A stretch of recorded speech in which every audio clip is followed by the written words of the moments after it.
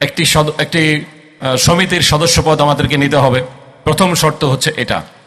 দ্বিতীয় শর্ত হচ্ছে সমিতিটিকে চালাতে হলে সমিতির দফতর অথবা অফিসকে আমাদের পরিচালিত করতে হয়, তার জন্য আমাদের ফান্ডের দরকার হয়। সেটা হচ্ছে প্রতি মাসে আপনাদেরকে বা আমাদেরকে সবাইকে মিলেই যার যার সামর্থ্য অনুযায়ী আমরা একটা অ্যামাউন্ট কন্ট্রিবিউট করব।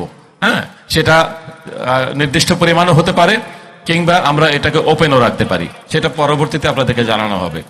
তৃতীয় হচ্ছে যে আমরা জামানত হিসাবে কিছু টাকা জমা করতে পারি। প্রতি মাসেই একটা নির্দিষ্ট পরিমাণ জামানত হিসেবে জমা করতে পারি।